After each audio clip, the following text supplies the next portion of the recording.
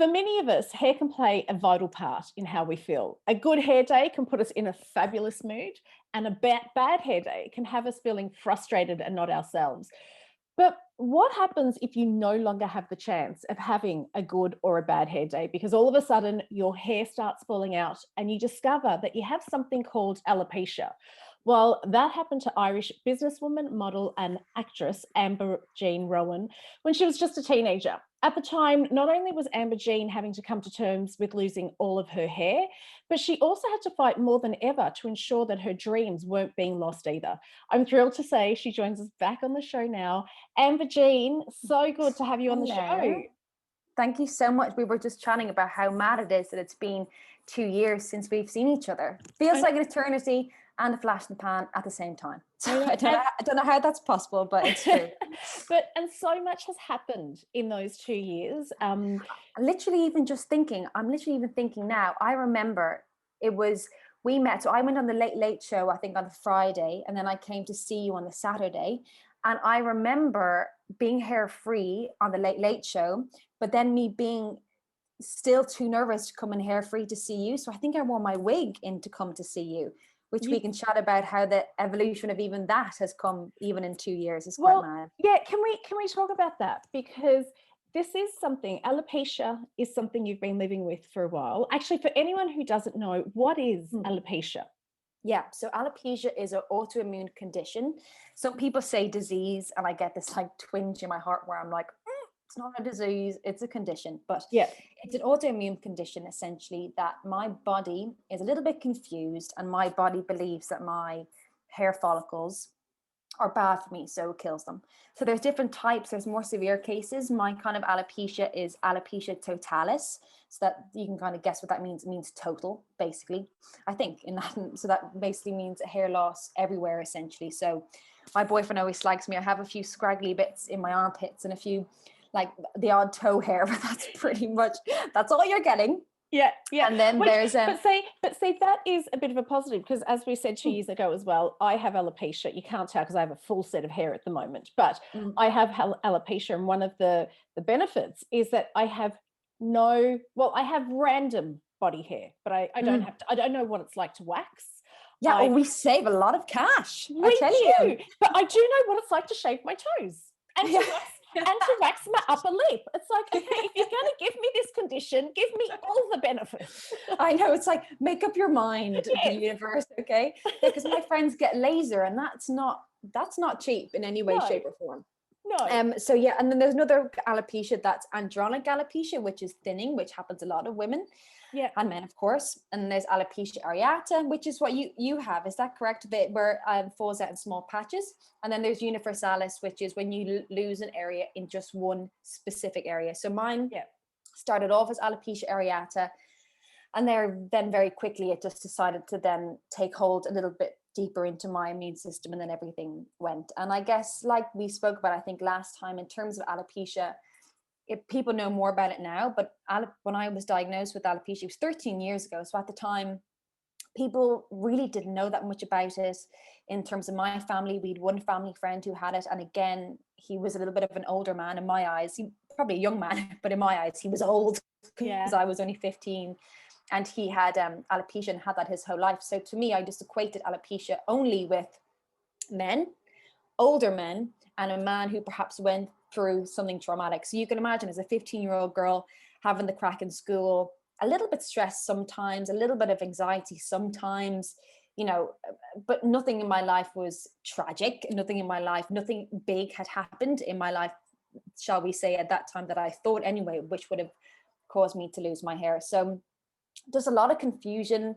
And I think the doctors at the time as well, all they know what to do is give you steroid creams, like Regain, Rogaine, lots of steroid creams, which didn't do very much for me. It didn't really help. If anything, it just really, really irritated my scalp and didn't make me feel good at all.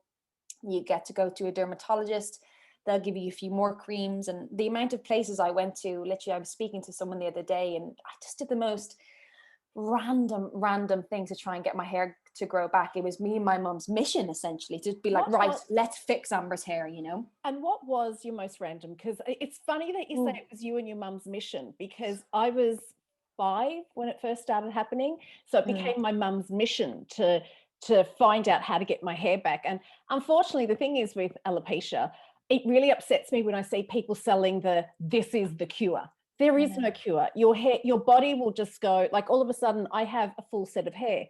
But Mm. 2 years ago, basically half my hair was gone. I was lucky because it was under my hair, Yeah. so you couldn't tell. But my mum, the weirdest concoction that she did was she used to rub garlic into my Yeah, hair. So I've could heard you of that. imagine as a 6-year-old how much I would stink? And I would I try and say know. it wasn't me. So like, what was the Oh. most random, craziest thing you did to try and get your hair back? Yeah, there's one thing that springs to mind, which is actually hilarious, and I actually had a lot of fun doing it. But it was, we think we tried it for around 3 to 4 months. So every time after school, it was this place in Temple Bar where it was oxygen therapy. It was Okay. mental. So I think the whole idea was, I'm going to get this completely wrong, but the whole idea was it was to build up cells in my body, the blood cells, the oxygen in my body that was supposed to help hair growth. So what you did was you basically go into this like a submarine almost. You're literally strapped in. There's like loads of people like sitting around you. They give you these sucky sweets, and they basically like do something with the oxygen where you have to keep doing deep breaths and deep breathing whilst the oxygen is like coming and going. It was the one of the weirdest things. Obviously, it did not work, but I was in there with people who were training to do marathons, people who were training to like do deep diving, and I was like, Mom, I'm 16. I want to get pissed in the park. What am I doing in this oxygen tent with all these people? But So, look, we tried everything. but how do you feel? Like at the beginning, you have hope going in and going, okay, this is going to be the thing that gives me my luscious locks back.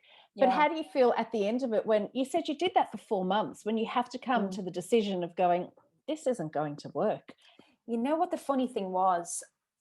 And I look back now as a 28-year-old woman, and I look back and I think it was more my mom driving it. I think I didn't really think, and I think a lot of my alopecia, I was in an element of delusion.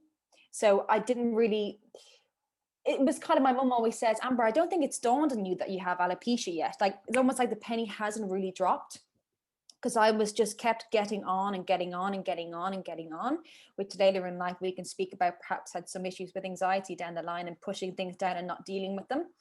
So it was almost one of those things of, Interesting that you say that. Sorry, it's so interesting no, that you but say we should that. talk about that, which is so interesting. The idea, Yeah. and nearly every single alopecian that I've met has an issue with blocking things out, pushing things down, not speaking their feelings. It's mad. And I've spoken to a lot of baldies, and that is like genuinely the common thread that I have definitely found, Wow. which is Yes. really interesting. So one of the things was, a lot of it was I was going to these things, but I think deep down I kind of thought, this isn't going to work. I remember going to acupuncture and them giving me these 10 million little black ball medicine, and like having to eat those every night. There was this thing we used to call at home called the torture hammer, essentially. That was basically like a little wand with spikes at the end, and my mom would have to tap my head, my bald patches, to try and draw stimulation, like draw blood stimulation. And I remember we were just sitting there one night, my head was fucking bleeding, and I was like, what are we doing? So to kind of go back to your point, deep down I kind of had a thought of, I don't think this is going to come back, and I really was just getting on with it. And I think it was a gradual process of me and my mum deciding, I don't remember ever having the conversation of, come on, enough of this, let's stop. It was just a gradual thing of, right. And I think that kind of coincided with me starting to wear really nice wigs, and then it coming to a place of like, oh, I actually quite like these wigs, and then kind of just forgetting all the treatment. But then later on in life, obviously trying to do some more psychological work and looking after me and looking after the mind body connection, that kind of came much later into my 20s, which is when I really needed it. So tell me about the trauma. I find that quite interesting because all of a sudden you've clicked this alarm bell in me where I just thought I Mm. was just, it's almost like a superpower I thought I had of Oh, like, babe. I can deal with whatever comes my way because Mm. you just get on with it. But it then did have a knock-on effect in your life that you didn't link to your alopecia. Oh my God. So what happened was, so yes, so the whole time during my alopecia, the shy things that happened during alopecia, that being dropped by my agency when I thought I was going to be the next Kate Moss, moved to London, got dropped by my agent. It was a huge blow, but I don't think I even bawled crying about it. I don't think I actually let it sink in. So like really quite nasty things happened. Again, quite dysfunctional relationships. And also I think what happened was I met my boyfriend, Benjamin, who I'm with now, who's a godsend. And I think what happened was when I met Ben, I was the happiest I had been in my entire life. And it was almost like my body started to relax for the first time ever. Because I think I was constantly like up here dealing with things. Nothing's ever going to get to me. Like on edge. My nervous system was constantly kind of up here, essentially, because I was on high alert, I think. And then when I met Ben for the first time, I was like, oh, I'm actually kind of safe here. Oh God, I'm actually kind of happy. Oh, isn't this nice? Isn't life kind of nice? Let me just, And then for the first time in my life, I got my first panic attack, because it was almost like, right, I'm now safe. I now can feel, if you know what I mean. Completely. Because if I look back on my emotions over the past 13 years, I was quite level. And I don't ever remember being really, really, really, really happy or really, really, really, really sad. I was kind of always that slightly bit placid. And it was almost like for the first time, my body was like, right, you're ready for it. Here's a panic attack. Let's see what you do. So I genuinely feel like it wasn't just the alopecia that had a huge part of it. I think that's what taught me. The alopecia taught me to block, taught me to subdue everything. So that in turn with maybe relationships that weren't very good for me, you know, friendships, mostly relationships, in terms of what I can really look back on, that, you know, blocking everything down within that. And then all of a sudden at age 25, the first panic attack came and made me deal with everything. And as much as there was a really tough year, the first year where I met Ben, where it was just such a weird juxtaposition of the happiest I've ever been and also managing this anxiety, it was the most bizarre feeling. So I think what was happening was it was my body being like, right, you're free now, you can now feel. So it took me a while to learn how to manage that and manage the anxiety and manage, as we spoke about, the whole mind-body connection. So I think 100% my alopecia made me stronger, 100%, and made me more of an empathic human. I genuinely believe that. But I also think it gave me some habits that weren't very helpful and down the line didn't serve me very well in certain situations. So like, to go back to what we said, when it comes to other alopecians, that's the first thing I ask them. Like, do you have problems getting angry? Do you have anger issues? Do you feel like you store a lot? Do you feel like you're quite placid in terms of your emotions? And nearly every single one of them said, and this is men and women who I've spoken to, and they said, yeah, I don't like showing emotion. I push everything down. I just get on with it. So there's something there, I think. There's something there. Yeah, and can you tell me about as well, so you were talking about when you were last on with me a couple of years ago, and you'd appeared on the Late Late, and I have to admit, I can admit this to you now, I was in shock when you walked in with your wig, because I had seen you on the front cover, I think it was, of Tatler magazine without your wig on.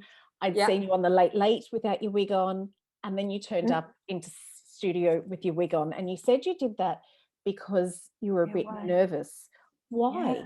What was it? I mean, you were on the Late Late where the nation could see you. And then I was terrified though, Sabrina. Really? But that's the thing, and this has always been the thing about my alopecia, was in a setting that's professional and there's cameras around, I was way more comfortable being hair free because it's controlled. But you need to think about, when I was coming in to see you, the offices are in town. And it was in the middle of the day, and that would have to be me getting in the taxi, going walking into studio here. It just, the idea of it was a bit too jarring. And before I did the Late Late Show, I was so grateful to have that opportunity. But I was speaking to the producers, being like, "Can I wear my hairpiece?" And they were like, "Well, we'd prefer if you didn't. You know, it'd be really nice for you to celebrate what you're speaking about." And I was like, "Are you sure? Can I get away with, going on with my hairpiece?" And it was still, I think that doing the Late Late Show and the few weeks after that was a really huge turning point. And for me, it was really just the start. If I look back, that was really kind of the start of my acceptance, true acceptance, and believing I I'm beautiful without my hairpiece on.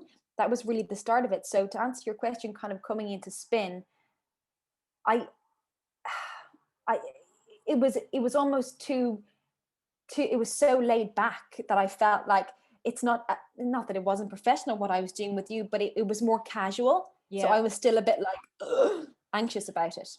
But then I suppose So that yeah, also it's funny.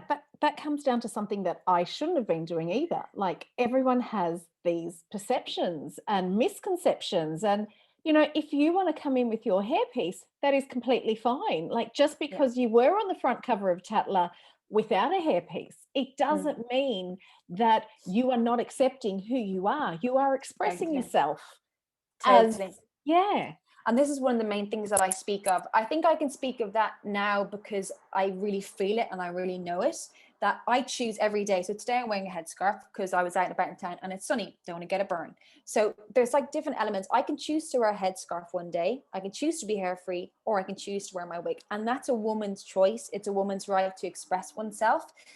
And, you know, wigs are absolutely wonderful creations, because at a time when I didn't have confidence, at a time when I wanted to hide from the world a little bit and didn't want to have people looking at me, I wanted a way to express myself, and I wanted a way to enhance myself in a way. They acted as a real power and a real tool to be able to do that. And I genuinely feel, you know, hair free, not hair free, in a scarf, in a beanie, whatever you need to do on that given day, in that moment, whatever makes you feel your best self and allows you to express what you feel on that given day, then absolutely you're given right to do it. But when I think back into my headspace at the time with you, it was a different headspace I was in. yeah. But you know, every woman's got to be in that headspace of certain situations. They're going to feel totally fine having their egg out. And other situations, they're going to be like, not a bloody million years. And I spoke about, I spoke yesterday about, you know, how the small steps with alopecia, like now, for example, when the milkman comes to the door or the postman comes to the door, or I'm walking outside with my hairpiece on, not a bother. There's certain, I get prangs every now and then. If someone is staring for like ages, I get a bit self-conscious. But for the most part now, it's not even a thought. But that's taken to how many years? 13 years, and a real work on it for the past 2 years as well. Yeah, but I do think we also have to stop caring like about what other people are choosing to do, because I can even hear the people who are going, you know what, when she walks around with no wigs on, she's doing it for the attention, or she's like, how do you cope with all of that stuff? Like you have to learn to block that stuff out and do stuff, because everyone is going to have an opinion. If you're not wearing a wig, why isn't she wearing a wig? If you're wearing a wig, Mm, why are you wearing a wig? So mm, you're right. We need to do what makes us feel good about ourselves. totally. And it's a judgmental enough place, and it's a scary enough place, and you know, out there, and we need to just do whatever we can do to get on, because life can be tough and Yeah. life can be challenging, and you're going to have ebbs and flows in your emotions in day to day, and whatever you can do to make oneself feel that bit better. But it takes practice, right? It takes practice not caring about what other people think. That's a lifelong journey. You know, everyone's on that path to be like, don't give a shit, because sometimes you do. You So do. that's a real journey to go on. But I think once you kind of get to that place of being content and happy with who you are and letting go of that ego, which is very hard to do, then you can be so much happier, can't you? Big time. You just feel so much freer. But listen, tell me about, I'm so excited. You have worn wigs for Yes. 13 years, so you know what works, what doesn't work. You have brought out, tell me about your line. I know, I'm so excited. You know, it's been one of those things where I've always thought about it, and especially since starting Hair Free, one of the main questions I get from women is, where'd you get the wigs from? I've been done over by my wig place. My wig place is so expensive. My wig looks really fake. I need a good wig. Where do I get it? And where do I get one? And if I look back on my journey, for example, as I said to you, wigs have been have had a huge impact in my life. At a time, they allowed me to have a career, like I said, they gave me confidence, all the rest of it. So they have this huge power, like I said. And I was always so disappointed by the whole hair buying experience. So if that, first of all, I never knew where to go. So it was one of those things. Me and my mum, it took my mum 5 years to find a half decent hair place to go to. So that's the one Wow. thing. So Yeah. finding a good hair place is possible. I ended up having to come to London, the back arse of somewhere in London, to get my hairpiece for a few years because I genuinely couldn't find anything. And that happened to, lucky enough, come off a recommendation for someone else. Like when you Google wigs, you get 10 million dreary, medicalized, depressing sites that are so expensive, no explanation, and it's awful. So finding wigs for the first part is one of the huge challenges that me and my mom always found. Second of all, finding someone with good customer service, quality, and in any way aspirational feel to it. It just didn't exist. And I was just so miffed. I was like, why doesn't this exist? Why is there not someone here to handhold me through this experience? Why is there not somewhere where I feel good coming in and I feel amazing coming out? Why does this not exist? And why is it so hard to find? And literally everyone I've spoken to since starting this idea and building this business was that every single person knows someone, unfortunately, who's perhaps gone through chemotherapy and who's lost their hair and needed a wig. Even in that scope, everyone has had stories about the awful wig that arrives in the post from the NHS, or trying to find a wig and it just being the most hellish experience. And when a woman is either losing their hair through to alopecia, chemotherapy, or just chooses to wear a wig for fun, you know, if it's for medical reasons, chances are you're in a more vulnerable place. You're in a place where you need a bit of looking after. You're in a place where you need a bit of empowerment and you need a bit of joy in your life, and you're just not getting that. And I think when a woman loses their hair, there's a real sense of loss and loss of identity. And you really need someone to be able to pick you up and show you that, yes, losing your hair is shit. There's no question about that. It's a really challenging time. But for someone to be able to help you along that journey and show you that, look, you can have this, you can have this hair, you can feel yourself again with hair, is such an amazing gift to give to someone. So it was last year when lockdown happened, I thought, right now I really have the time to kind of get stuck into this. And it really just came off. I wanted a good place to buy wigs. Still haven't found it. So I was like, I'm building this for myself. I'm building it for myself. I'm also building it for the hair-free women who I know need it out there. And I'm also building it hopefully for women around the world, because I truly believe it doesn't exist. So I really just wanted to create a shop, a space that first of all is inspiring to look at. It's aspirational. In no way you're going to go on there and you're going to feel dreary.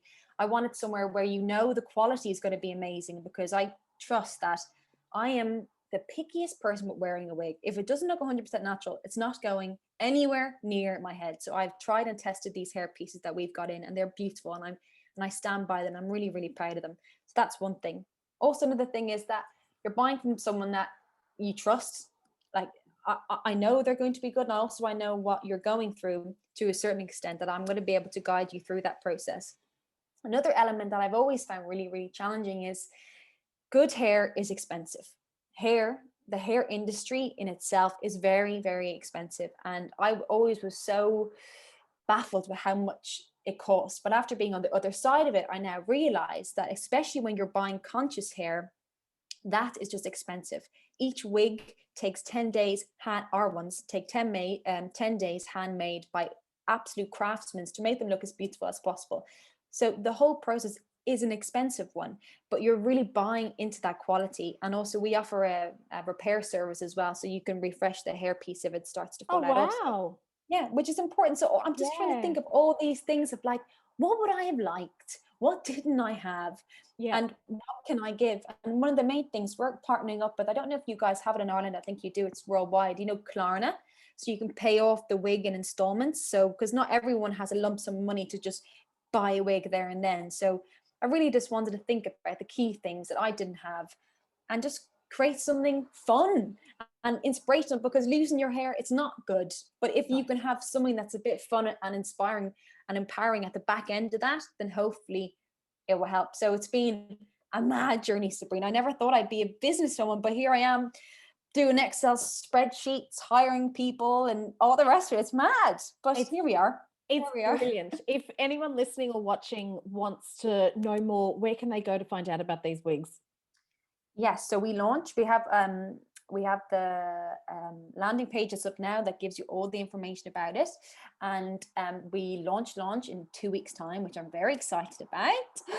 So it's amberjeanshop.com, and on Instagram it's amberjeanshop. So there you'll see all our iconic styles that we're launching with. You'll get all the information all over the Instagram in really quite fun, inspirational ways. There's tons and tons of videos as well. That's another thing that I wanted to make sure that from start to finish, these women are going to feel like they're handheld through the experience. So videos to show you exactly how to pop on the wig, how to take it off, how to trim the lace. So with us, you're definitely going to be getting taken care of, and you're going to look awesome in your wigs as well.